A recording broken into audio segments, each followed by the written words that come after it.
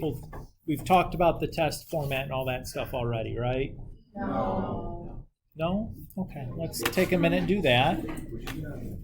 Okay. So,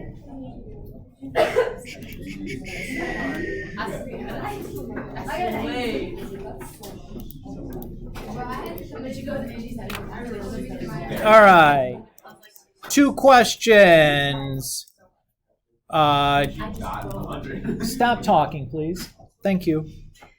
Domain of the functions, and then write your answer in interval notation.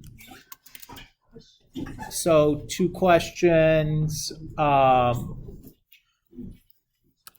Odd, even, neither. Here you have to do this algebraically. So you have to give, like, do the f of negative x thing that we've done in the homework. 2 questions, function or not.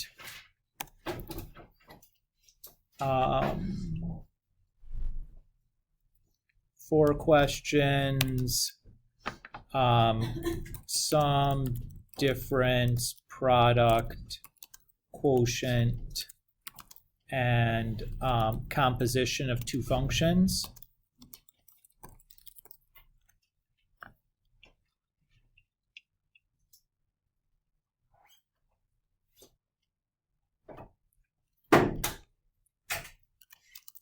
Two questions, find the inverse.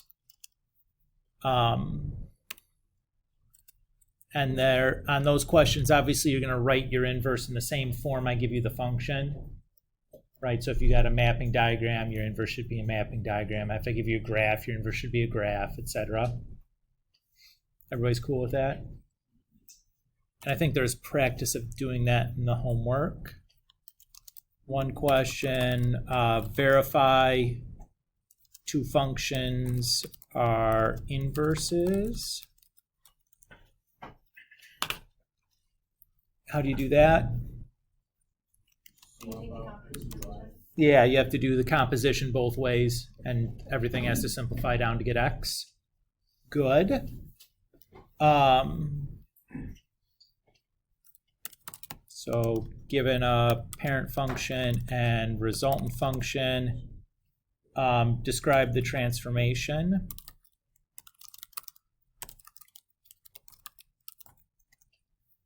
So you'd write that in words or whatever. You found them. 1 question. Oops. Given a parent function, perform a series of transformations. I didn't say Siri, go away. To get a resultant function. They're always listening to you and then telling the government about it. And then the last one, given a parent function as a graph and a transformation, draw the resultant function.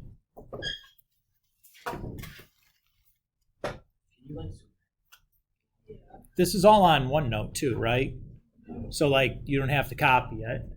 Like it's in your OneNote. You know what I mean? You're welcome to copy it, but like, you know. I'll make it bigger, no big deal. I just want to remind you, in case you lose your paper that you wrote it on or whatever else. So that's the test format. That's the kind of stuff we're going to expect you to be able to do.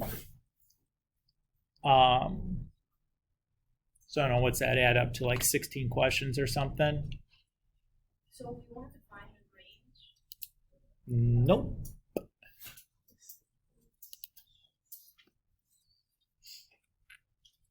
They didn't make the list.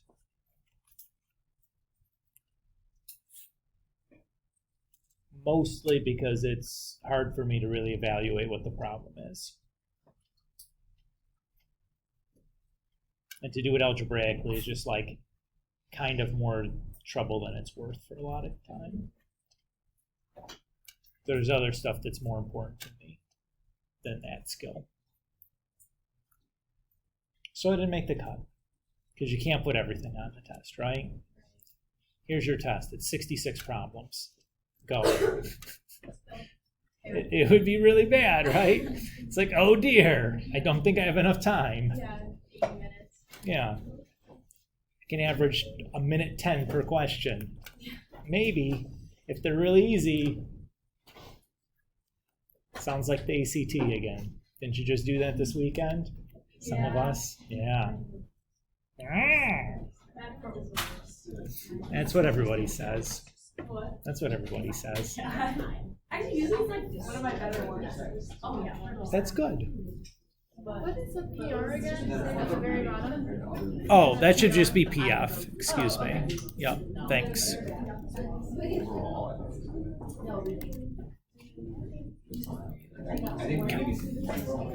All right. Now, questions from stuff. Olivia. Okay, for that review, can we do the section 1.7 continue and then C and D?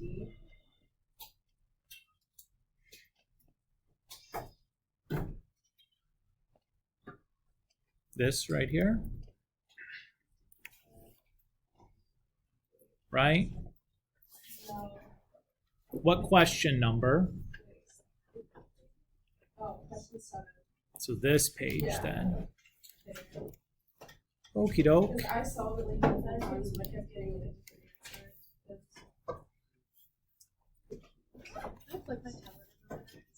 answer. There's a charger back there with a huge long extension cord on it. Nice. And then should I take that down? I think you can probably pull that extension cord between your tablet and the charger, but if you can't, you can sit back there. That's okay too. Oh, yeah. It's like huge long thing. All right, Olivia, you said C and D? Yeah. Okay. So start by writing with a y. I'll multiply both sides by 2x plus 5. You good with that?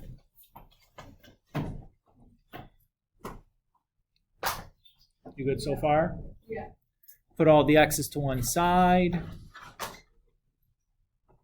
Can I move this to that outlet right there? The extension cord. You just go back to the other desk is okay too. I just didn't know if, Yeah. I was trying not to have you have to relocate all your junk. I'm going to factor off a greatest common factor of x. Stop talking, please. And then divide both sides by 2y minus 3. And then if you swap, is this what you had? Yeah. And then what did I write? I probably wrote 5x plus 4 over 3 minus 2x, right? Yeah, well, the So answer on the key is different than that. Like 4x plus 3 over 2 minus 5x. But I got what you have on the board, so I just No, didn't know if I did it wrong. let's go look.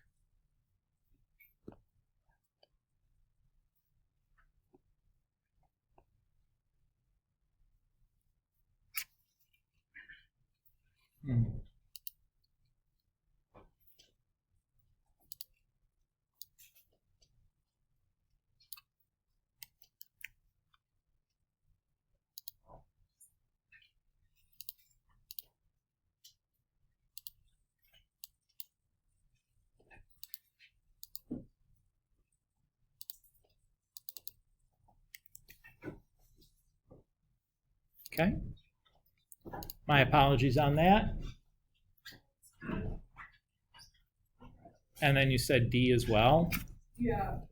I just wanted to see. All right, we'll start by subtracting 8 and then dividing by -3. And then we'll square both sides.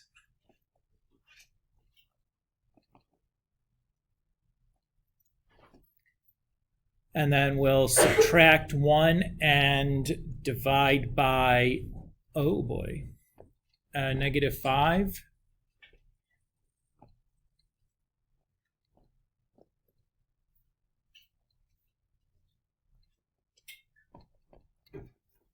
Okay.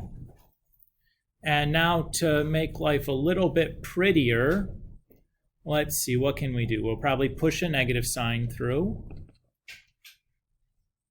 So we can do that.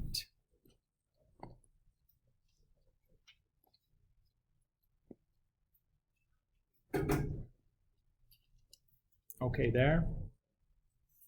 And I have this negative sign, but it's squared, so I can just drop that negative in there. Right? You good with that? Okay. And then I hate this fraction inside a fraction thing. So let's apply that exponent to the denominator only. So I can do that. And then maybe we'll push that, like multiply the top and bottom by 1/5 to get rid of the lower fraction.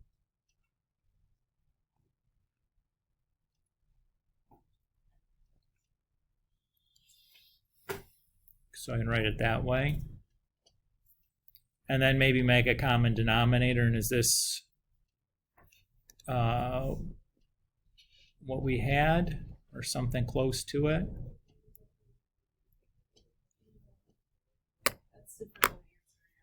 It's different. Yeah. Is it equivalent though? Let's look. Ah, you stupid thing.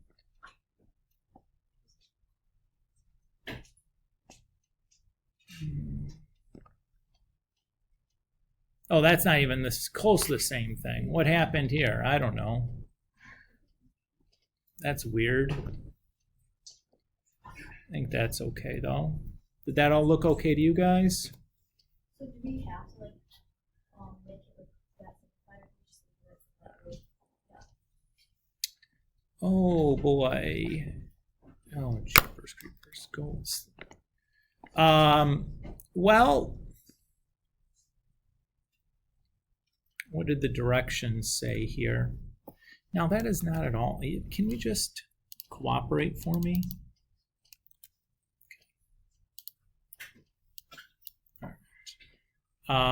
Let's read the directions here. Write the for each function, write its inverse, write in the same form as the function. Doesn't say to fully simplify, so I guess I can't complain if you didn't fully simplify for these directions. Fair enough? Yeah. I'm sure I would need help with this, but in the graphing one, like you said, it's gonna be one test that's like, or one question on the test that moves the graph. Is it gonna be like the one in the homework, or like the one here, like after you? Could be like this. Okay. I think there's the one on the homework was very similar to this though also, right? A little bit. Maybe just because the shape's easier. Yeah. I don't know. But yeah, they're both equivalently the same problem to me. Okay. But yeah, I think that's a fair representation of what you'd have to do. This one, I guess, maybe it's harder because it's you have to find your own points. The other one, it kind of spells out what the points are that you need. All you need are the, the key points. So like, I'd take this one and this one and this one and this one and then this one and this one. And then you just grind through that transformation map that we gave you in the notes. The xy goes to ax, I'm sorry, cx plus h, comma ay plus k. And then you plot your new stuff and you should be good to go.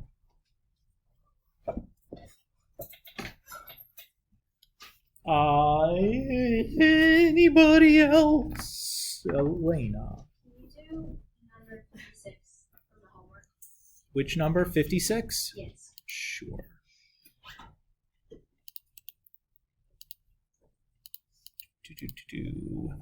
Boop.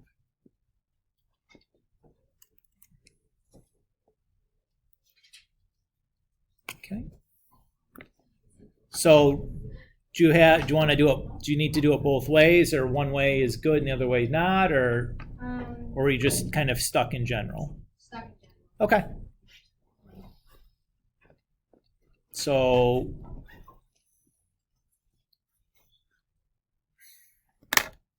one note, you love being difficult, don't you? Why can't I go that way? Why not? Because you're like, oh, there's nothing there. Why would you need to go that far? Well, because I want to write something over and leave it some space, you stupid machine. All right, I'm sorry complaining about my computer. Just is really trying hard to fight me right now. All right. So again, to do this, we need to do composition both ways. So I'll start with f of g of x. So that's all I've done right now. Just plug that in. Again, since it's a composition of two functions, I'm just going to take my f of x, and then everywhere where I had an f, okay. Oh yeah, that's okay. I'm going to write my function. There we go. You cool with how I plug that in? Okay. My first observation is this outer set of parentheses doesn't really need to be there because there's no multiplication or division going on. And so those ones can cancel.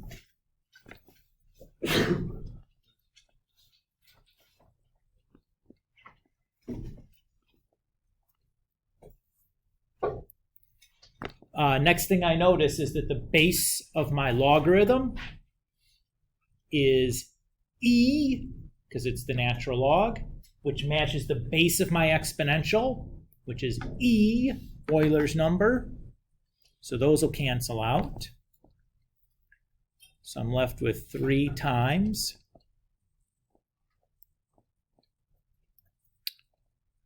the exponent minus 5. Is that okay, Elena? So the stuff in the parentheses isn't like in the exponent anymore, or is it just Correct. Oh, okay. Yeah, just once those things canceling out leaves just the exponent left over by itself, not in the exponent. It's just like a coefficient now. And then from there, should be pretty obvious, right? Yeah, the bringing it down and not having it be an exponential. Sorry, I got stuff. Yep. And then you do the same thing on the other one.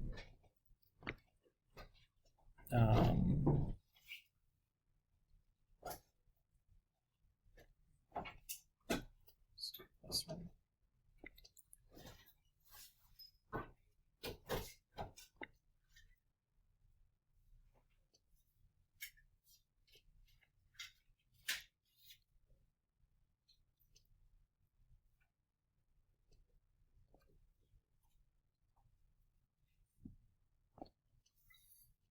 So again, do the composition.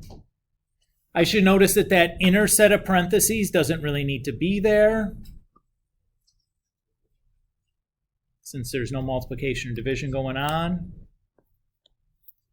So the plus 5 and minus 5 can cancel.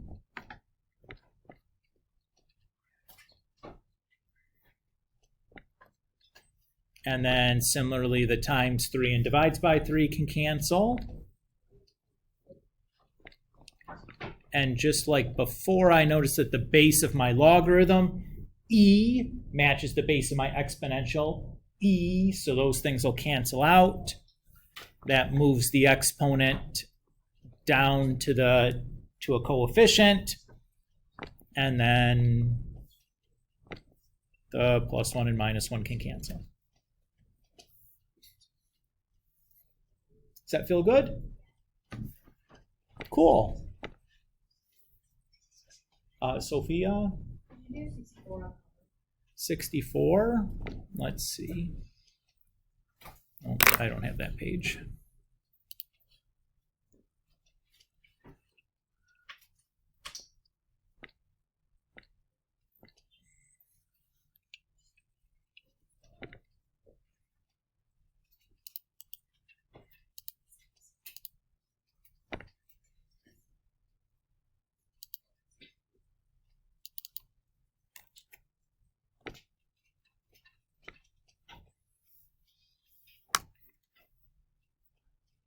Okay, it says describe in words how the graph of the parent function can be transformed into the given equation and identify the parent function. Okay. So I think that the obvious parent function in this case would be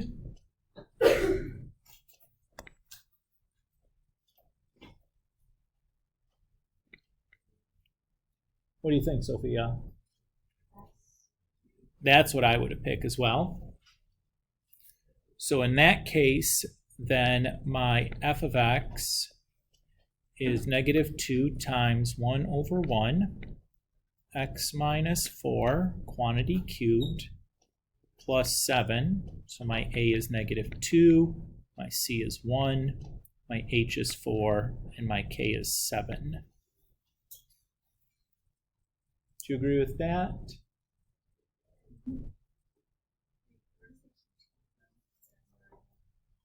The cubed? The cubed is part of the function. It's not a transformation. Right? Because if my transformation is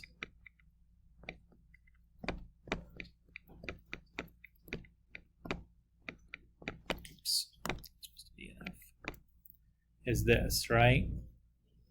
So like the f is the cubed, right? It's not part of the transformation. That's part of the parent function. Cool? And then you just write it out in words, right? So no reflection in the y-axis. We have no horizontal stretch or shrink. We do have a reflection across the x-axis. And we have a vertical stretch by a factor of 2. We're going to go shift right 4 units and then shift up 7 units.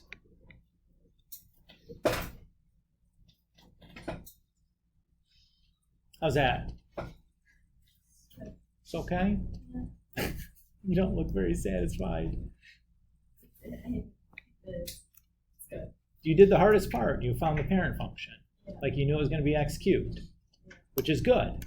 After that, it's just like looking at the thing and pulling the numbers off and then doing what the numbers say. Now that's memorization. You have to have that part memorized, which maybe you don't feel great about right now. Yeah.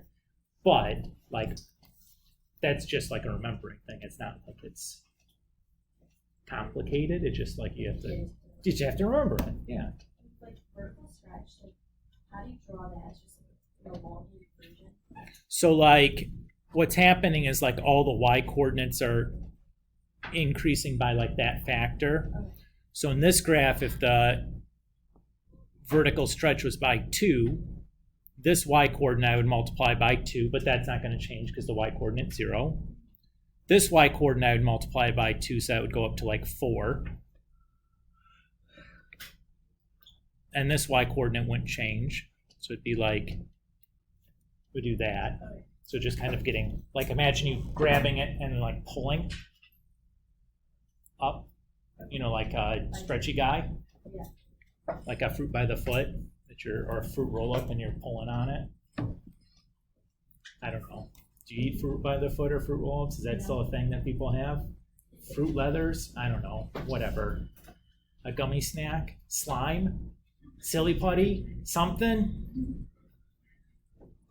Rita. Can you go like how you compare the parent function with like Well, I looked at the only thing that was going on that wasn't multiplication, addition, subtraction, or division was the cubed. Okay, that's And I said, okay, well, let's make that the parent function. okay. You know? On the previous one, I would have made the parent function 1 over x. Oh, Because there's no other way to get an x into the denominator from adding, subtracting, multiplying, dividing constants. You know? But depending on what, if you pick something plausible for your parent function, like your answer here could change. Now, would I give this as a test question where I could get a bunch of different answers? Probably not, because it makes it really hard for Mr. Kulik to grade it. Probably would tell you what the parent function was that he wanted you to use. you can tell us if you're. On a problem like this, I don't want to get 10 different answers. Oh, okay. If I asked you this kind of a question, I would just tell you that, like, you know, for parent function square root of x, you know, describe the transformation to g of x equals yada, yada, yada. Okay. You know, like, that way I don't have to sit here and grade each one, like, separately. I just have to look at the answer and be like, okay, nope, or yep. You know, or I don't have to go, okay, what did they pick for their parent function? Okay, did they do this right? And each one, like 50 of them, I have to check separately. And that's not a lot of fun. It really slows me down. And it doesn't tell me much more than it would if I told you the parent function to you. Right. It just makes it harder on me. And I'm not in the habit of trying to do that to myself. You know? Which is probably a relief for you because you didn't feel good about picking the parent function. Right. You know, so Yeah. that's an answer you're happy about. A little more. Ava, did you have your hand up earlier? Did you have something? I was just gonna ask you like a question on the domain. Yeah, which one? Do you have one in particular? The review had a bunch of them on there. You want to pick one from the review? Weren't there some here on the review here? Like these ones in here? Yeah. There were probably some sneaky ones in here. E? Sure. Or actually, sorry. B? C. C. Okay. All right. C is actually easier than E, so I'm happy you picked that. So when I look at this, there's two things I need to worry about. I see a square root, and then I see division. Each of these could make the function undefined. For the square root piece, I need to make sure that I don't get any negatives. So that has to be greater than or equal to 0. And for the denominator, the division piece, I know that cannot equal 0. So I know that my x has to be greater than or equal to -5.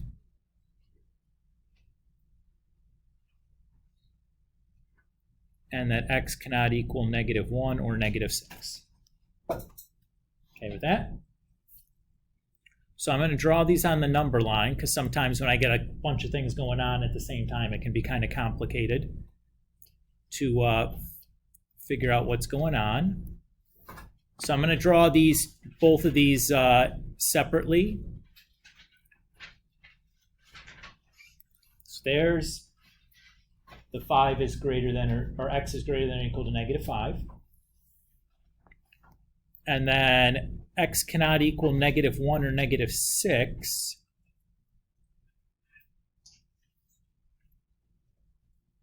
Would look like this.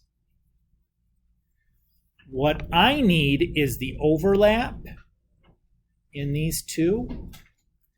So I need like those two are going to be my parts for the domain. Because if it's undefined in one of them, the whole function then becomes undefined, right? So I'm going to have x goes from -5 to -1, and then from -1 to positive infinity. That feel okay there? Yep. And again, like, I think that overall this helps enormously to draw that picture before you go about writing things, especially if you're not sure. But you're welcome.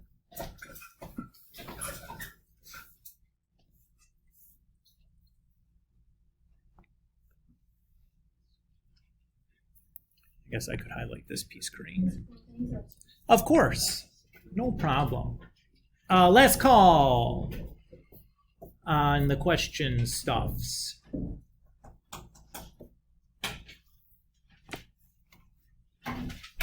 Alrighty then. Oh no, look what I did. Where did I write this at? Not where I meant to put it. Oh boy. You stop doing that. All right. Let's see if we can fix this.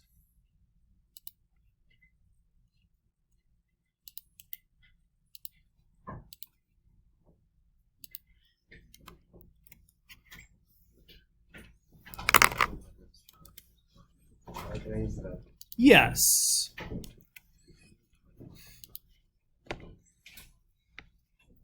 Don't mind what I'm doing here, guys. I'm just trying to fix my notes here for you for a minute. Because Mr. Kulik did a dumb thing.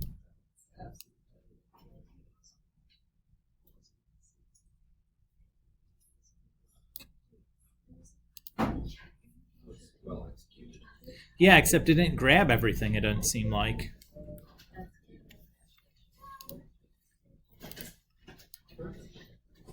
I was really expecting that to work much better than it did.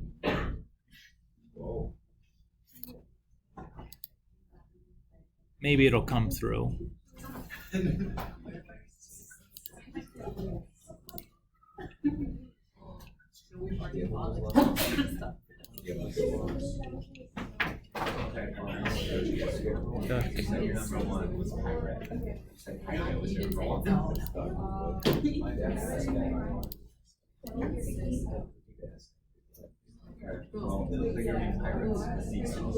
Yeah.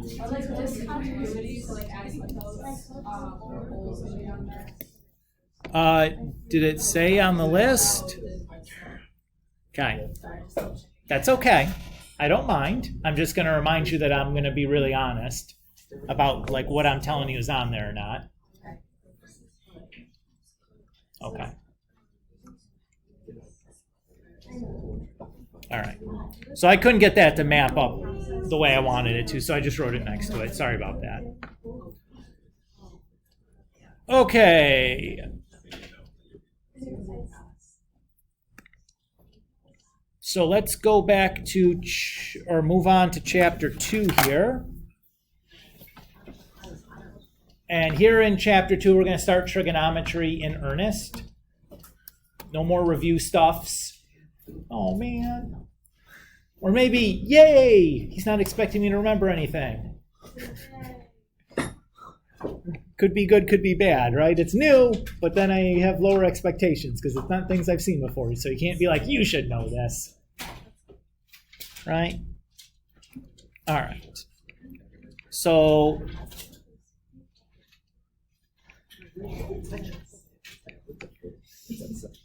back in your geometry class, I know that was a long time ago, we used sine, cosine, and tangent functions, correct? Shh. When we did sine, cosine, and tangent of things, what kind of stuff could we plug in for that x? What went in to sine, cosine, and tangent? Okay, so angle measures. Can we be a little bit more specific than that? Where do those angle measures have to come from? Triangles. More specific than a triangle? Acute angles. Acute angles from a right triangle. Yeah.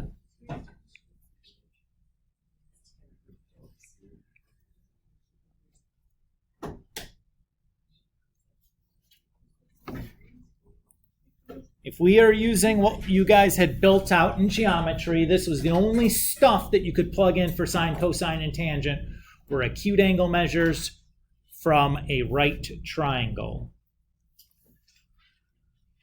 Our first order of business before we can start trigonometry is to try to extend out this definition to break the shackles of the right triangle so that by the end of chapter 2, we should be able to do sine, cosine, and tangent of any angle we'd like. Okay, so that's where we're going to be going throughout chapter 2, is just kind of building out our definition of sine, cosine, tangent so that we can apply that to any angle measure we would like. Okay?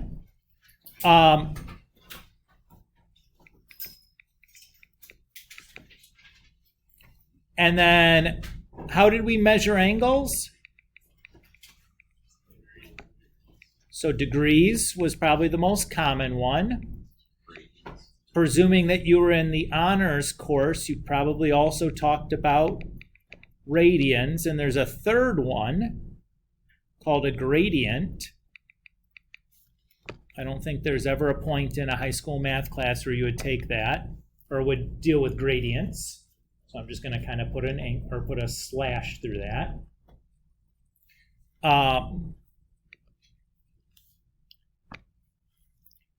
So what do we remember about the relationship between, or what is a radian then? I think we all kind of intuitively understand what a degree is, but what's a radian? Does anybody remember? Yeah, it's related to a circle. Very good. So we say that a central angle has a measure of 1 radian.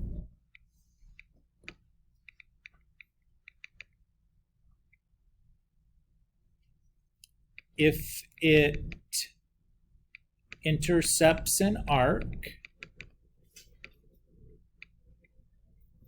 with the same length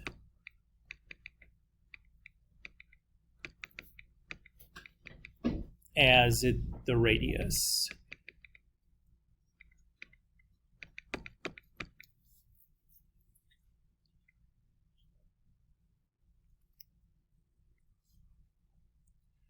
So there's probably a bit of vocab in that looks a little unfamiliar. When we say central angle, what does that mean?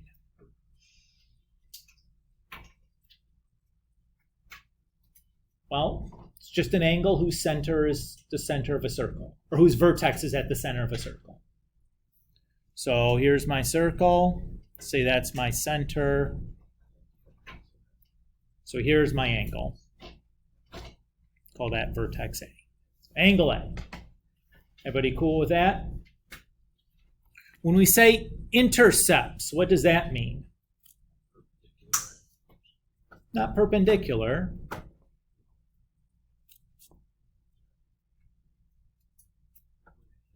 Just crosses, right? Runs into, intercepts, intersects. All those words could be the same. Okay, so, and what's an arc? Part of the perimeter of a circle. Yep. So let's say our central angle that we've drawn intercepts this circle at points B and C. Everybody's cool with that? So for angle A, if AB is the same length of BC, that's the radius, is congruent to the arc length, BC, then the measure of angle A is equal to 1 radian.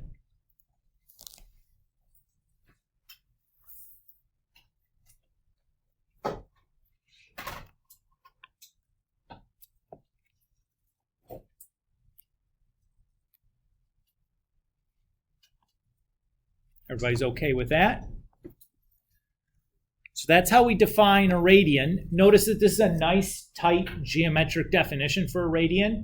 If I asked you to define what a degree was, I think we kind of intuitively know what a degree is, but like, what does that really, what does a degree mean? Like, how would I construct a degree from nothing? I don't know. I don't know what it is. So it tends to be that the radian becomes kind of the more common angle measurement. in trigonometry, more so than degrees. Now we'll still use degrees, but it probably starts off, 50-50-ish, and then it begins to shift and maybe becomes more like 2/3 radian, 1/3 degree as we go through, just as a heads up. Okay with that? Okay, so we have these radians, and we had degrees from geometry, and you use degrees extensively in geometry, right? That's the primary angle measurement that you used in geometry, probably 95% of the time. You probably spent one section time kind of talking about radians in your honors geometry course. So the natural question is, how do we convert back and forth between these two things? They're both a unit of measurement for an angle. How many is 36 degrees? How many radians is that?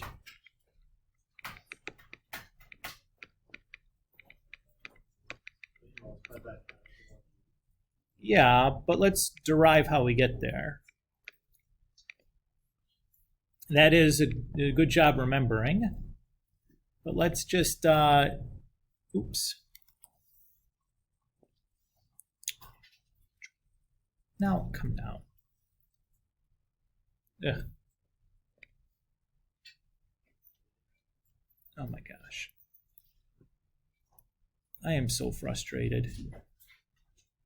OneNote, you just really want to do some battle today. All right, whatever. So here's a circle. Everybody okay with that? And I'm going to draw some diameter for this circle.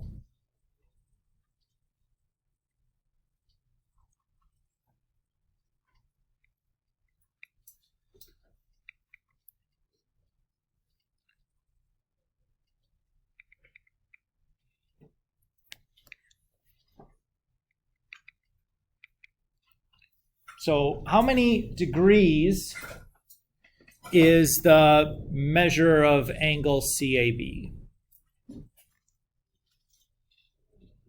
180 degrees. Everybody's cool with that? How'd you know that? Whole circle's 360, so half a circle is 180. Good. And what is the arc length there for CB? Gotta be then. Won't be a number.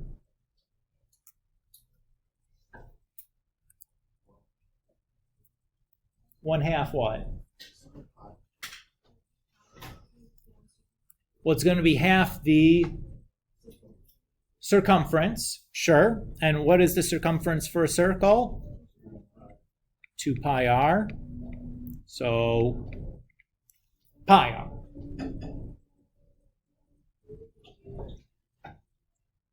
Everybody's okay with that?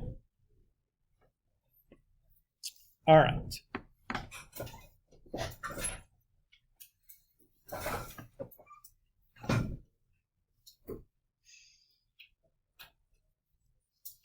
So, if we remember our definition, where 1 radian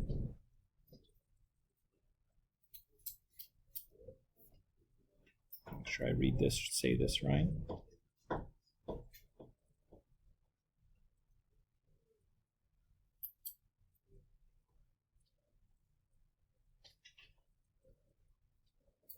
Okay. So if we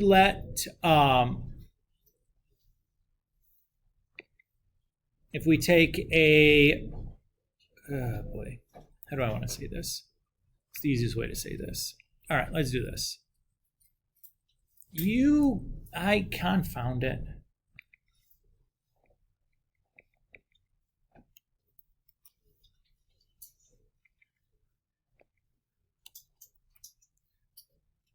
Oh, why is that so goofy looking?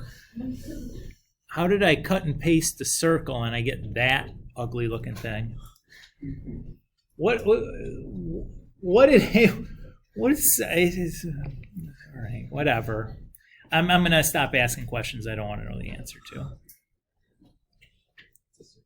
Yeah, it's a circle-ish. right? Ish. Yeah, that's not even close to the middle. All right, so if I take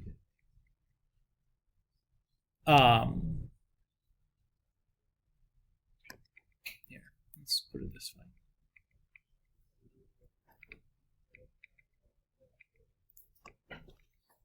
So let's say I have this situation.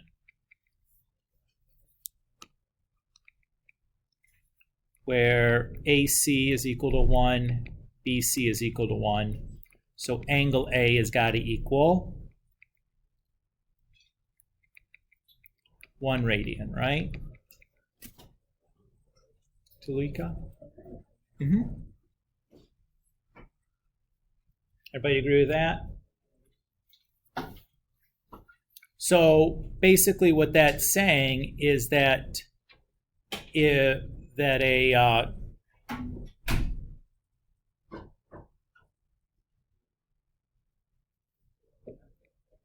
an arc with measure 1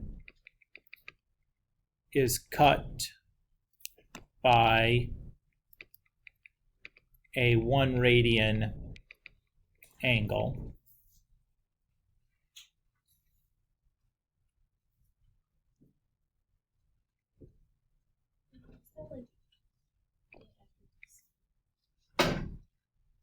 Equals 1, so then angle, just like an arrow, and then an angle A. So,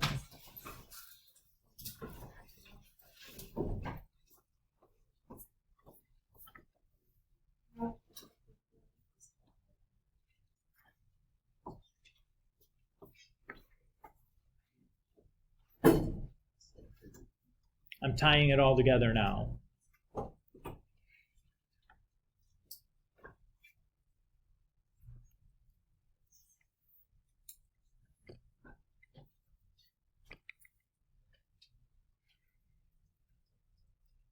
So if we take this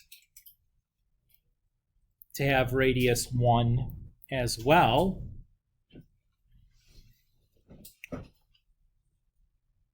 then we know that the measure of CB is just going to be pi.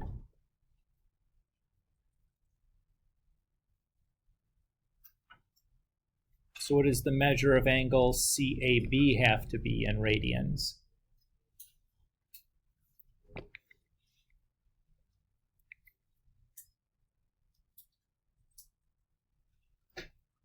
Arc length of 1 was cut by an angle with radius 1, or with 1 radian, right?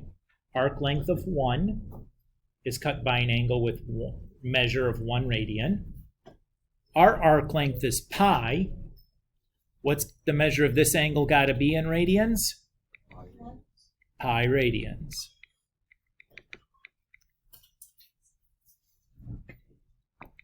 So we have 180 degree angle is the same as pi radians.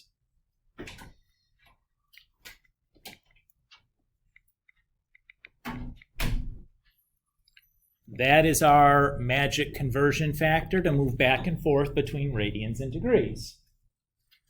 Is that 180 degrees is the same as pi radians. That's the piece that we need to make sure that we remember. Let's do a couple practice conversions.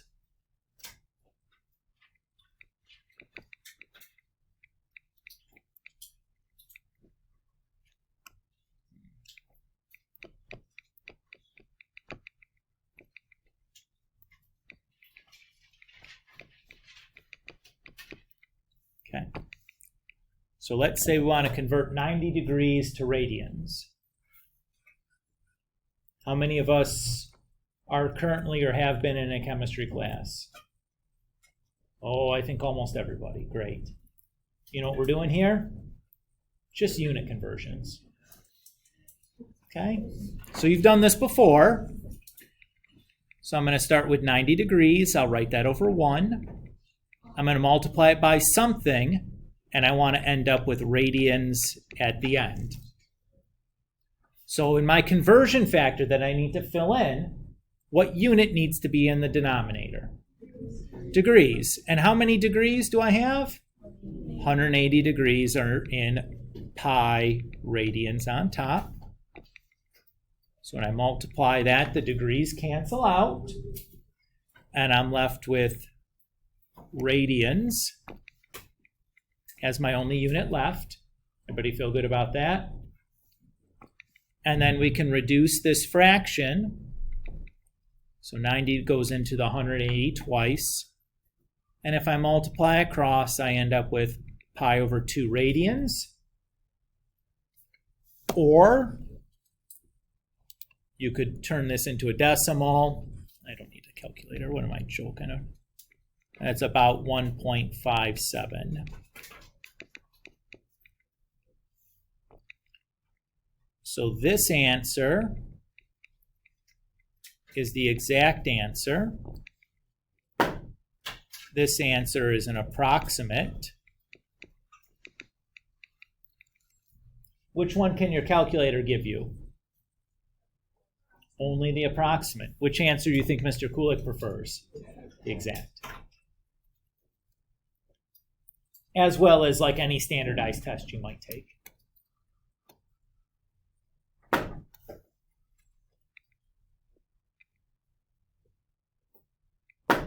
Okay. What if we want to do 152 degrees to radians? Does anything change? No, so this should be really fast, right?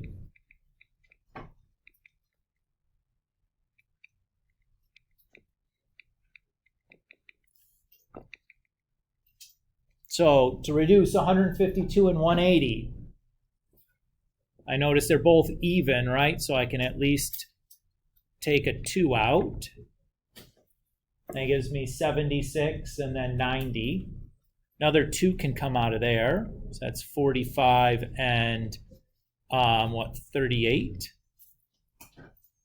And then 45 only has factors of 3 and 5. Do either of those divide 38? No. Easy to tell, right? 38 isn't divisible by 5 because it doesn't end in 5 or 0. And it's not divisible by 3 because the sum of its digits isn't divisible by 3. That trick only works for divisibility by 3, but it's a nice trick to remember. Again, there's our exact answer.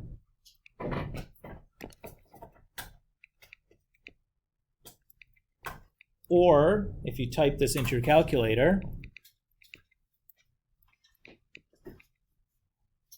you get like 2.653 radians.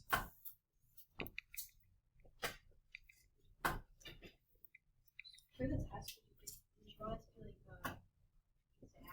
I'll tell you. Probably sometimes both. Or sometimes, some questions one, sometimes the other. It wouldn't be always the same. But in general, exact is better. All right. How about 2 pi over 5 radians? If I want to convert that to degrees. Still just kind of the same thing, except my conversion factor is L flippoed.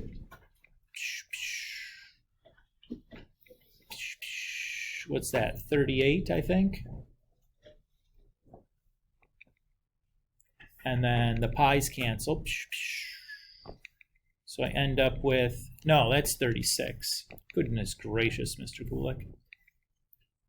72 degrees. What do you notice there? No decimal even possible, right? In general, would we want, if I got like some crazy fraction, would I want to write my degrees in with a crazy fraction?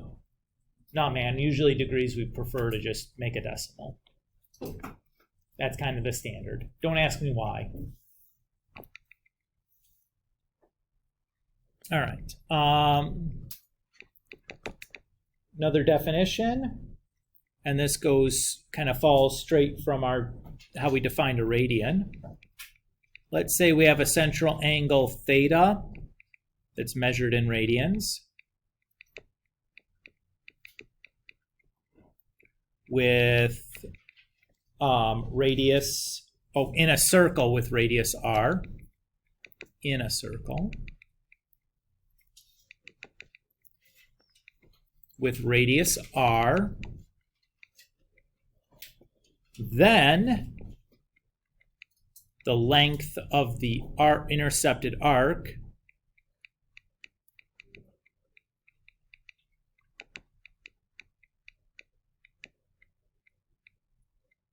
is S equals R times theta.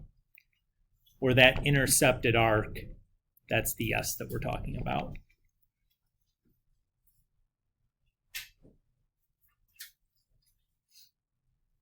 How would we have to adapt this formula if the angle was in degrees?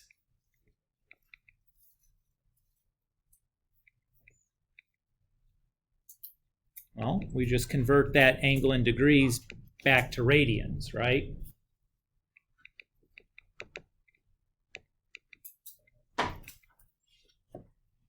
So you can just do that.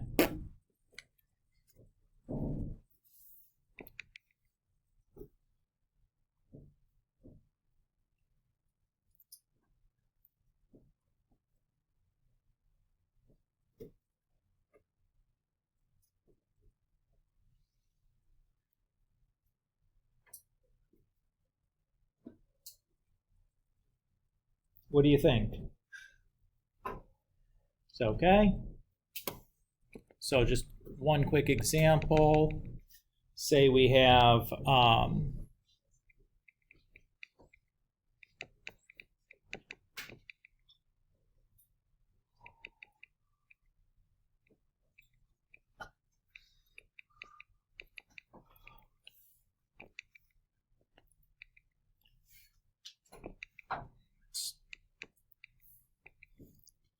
okay. So let's say we want to solve for r if s is equal to 18 centimeters and theta is equal to 2.13 radians. I want to just say for the record here, probably for the first couple of sections here in this chapter, I'll write radian at the end of things, angles that are measured in radians. But eventually I'm just going to stop doing this. How do you know if something's in radians? It doesn't have a degree symbol after it. Okay? So we're going to be real careful about writing degrees when we mean degrees, because if it doesn't have degree, we're going to assume that that meant radians. Okay? Now, I'll keep writing radians for a while, but eventually I'm going to quit doing that, because that's kind of the standard. Okay? All right, since our angle is measured in radians, I can just use the standard formula. I don't have to do any conversion. So I have 18 is equal to r times 2.13. So r is just 18 divided by 2.13, which comes out to be about 8.451. And what unit should that get?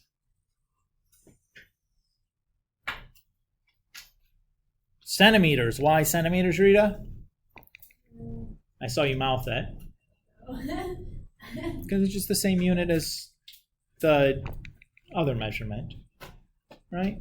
If I take centimeters and divide by radians, I better be getting centimeters back. You know what I mean? Okay. What if I ask you to find the perimeter of the sector?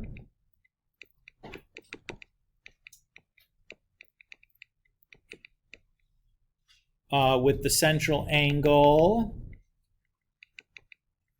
I'm going to just abbreviate that as CA, of 1.7 radian, cut from a circle with radius 5.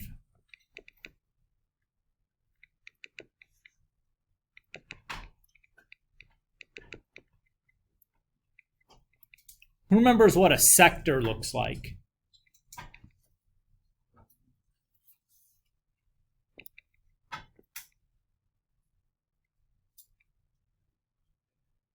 Oh my God.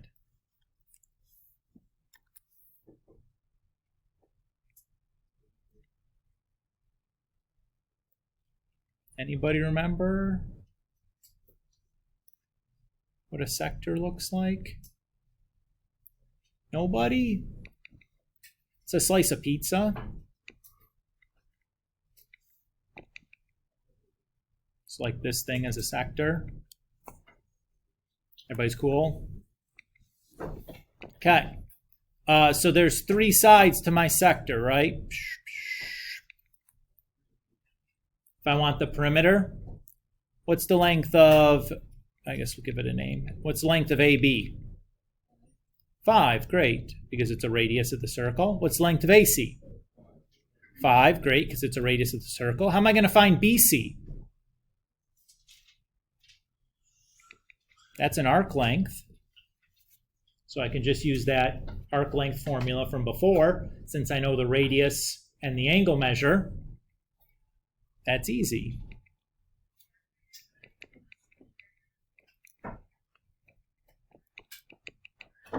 Is it a formula like the theta and that's how to find arc? Yeah, that's the same thing.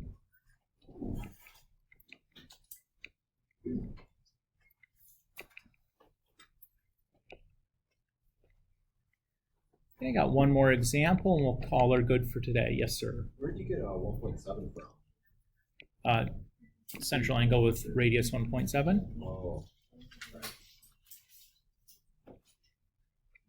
Say that a car has 18-inch diameter tires.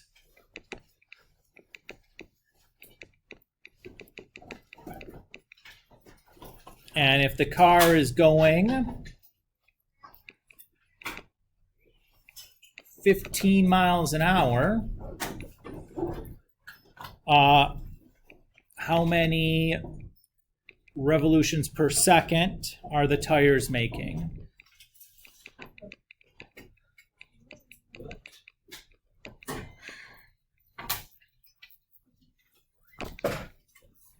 When you read a question like this is a unit conversion problem. That's all this is. It's just a unit conversion problem. We're going to start with the 15 miles per 1 hour. And then way down at the end here, we want to end up in revolutions per second.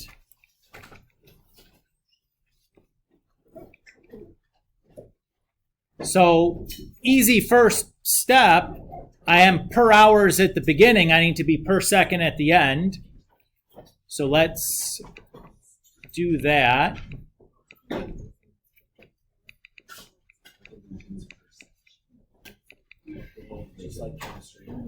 Okay, so now we're in per seconds.